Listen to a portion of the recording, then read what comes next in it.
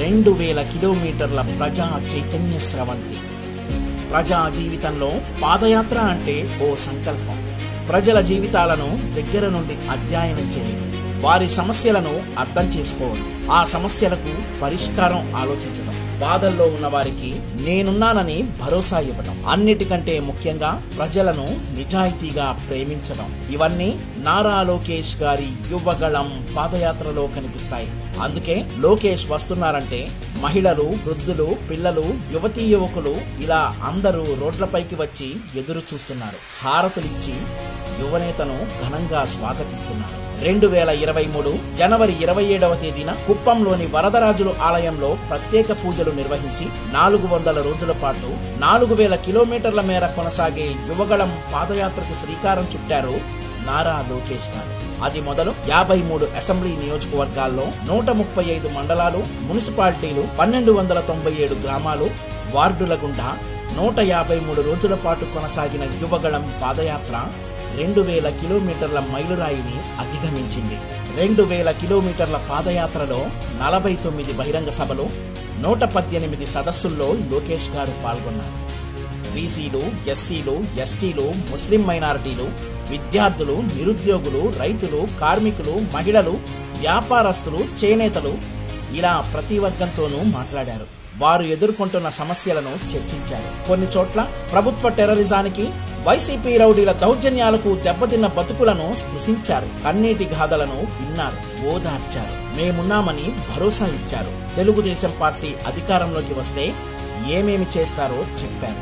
రాయలసీమ ప్రాంతంలో 119 రోజుల పాటు 42 అసెంబ్లీ నియోజకవర్గాల్లో 1516 కిలోమీటర్ల పాదయాత్ర చేసిన అనంతరం సీమ ప్రజల కష్టాలను కళ్లారా చూసి వారి సమస్యలను విని సీమ ప్రజల సమస్యలకు చిత్తశుద్ధితో పరిష్కారాలని వెతికారు లోకేష్ గారు.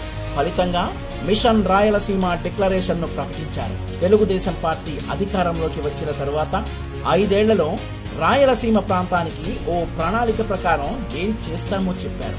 పెండింగ్ లో ఉన్న తాగునీటి ప్రాజెక్టులు, పిల్ల కాలువలు, అదే విధంగా ప్రతి ఇంటికి ఉచితంగా తాగునీరు కుళాయి కూడా మేము అందజేస్తాం. అంటే ప్రతి ఎకరానికి సాగునీరు, ప్రతి ఇంటికి తాగునీరు అందించే బాధ్యత తెలుగుదేశం పార్టీ తీసుకుంటుంది. ఒక ఆటోమోటివ్ అంటే కార్లు తయారు చేసే పరిశ్రమలు గాని, electronics, TV, cell phone, AC, washing మెషిన్లు, గూడ్స్ తయారు చేసే పరిశ్రమలు గాని, ఇంకొక పక్కన డిఫెన్స్ సంస్థలు గాని, ప్రత్యేకంగా రాయలసీమకి పోర్ట్స్, యూనివర్సిటీ, మైనింగ్ పరిశ్రమలు, ఇవన్నీ తీసుకొచ్చే బాధ్యత తెలుగుదేశం పార్టీ తీసుకుంటుంది. ఈ మిషన్ రాయలసీమ లక్ష్యం ఒకటే, రాయలసీమలో నిరుద్యోగ సమస్యకి ఫుల్ స్టాప్ పెడతాం. మనకి ఆవులు గాని, గొర్రెలు కావాల్సిన మందులు గాని, అదే విధంగా ఇన్సూరెన్స్ కూడా అందించే బాధ్యత తెలుగుదేశం పార్టీ తీసుకుంటుంది. పాడి, పట్టు, అదేవిధంగా గొర్రెల పెంపకం ద్వారా పెద్ద ఎత్తున రాయలసీమలో ఉపాధి పొందుతున్నారు. సో మిమ్మల్ని ఆదుకునే బాధ్యత తెలుగుదేశం పార్టీ తీసుకుంటుంది. టూరిజం కూడా పెద్ద ఎత్తున ప్రోత్సహించి పెట్టుబడులు తీసుకొచ్చి ఇక్కడున్న నిరుద్యోగ యువకులు కూడా ఉద్యోగాలు కల్పించే బాధ్యత మేము తీసుకుంటాం. ఉమ్మడి జిల్లాల కేంద్రంగా మెరుగైన మెడికల్ ఫెసిలిటీస్ అందించే బాధ్యత తెలుగుదేశం పార్టీ తీసుకుంటుంది. ఈ మిషన్ రాయలసీమ డిక్లరేషన్ సీమ ప్రజల్లో నూతనోత్సాహాన్ని కలిగిస్తే మిగతా ప్రాంతాల ప్రజల్లో ఆసక్తిని రేకెత్తించింది. యువగళం పాదయాత్రలో మరో విశేషమేమంటే తాను పూర్తి చేసుకున్న ప్రతి 100 కిలోమీటర్లకు గుర్తుగా అక్కడి ప్రజలకు మేలు చేసే ఓ పథకానికి హామీ ఇస్తూ ఆ చోట ఓ శిలాఫలకం వేసుకుంటూ వెళ్తున్నారు లోకేష్. ఆ ప్రకారంగా ఇప్పటి వరకు 21 శిలాఫలకాలను లోకేష్ గారు ఆవిష్కరించారు. యువగళం పాదయాత్రకు వెళ్లి లోకేష్ గారికి మద్దతు తెలిపిన వారిని వైసీపీ ప్రభుత్వం వేధింపులకు గురి చేసింది. ఆరతి ఇచ్చినారు మీరు, ఎవరికి ఆరతి ఇచ్చారు? లోకేష్ గారికి ఇచ్చినామా? వాట్సాప్ ఏందో పెడతారు చూడు, దాంట్లో పెట్టినారంట, చూపించినారు నాకు.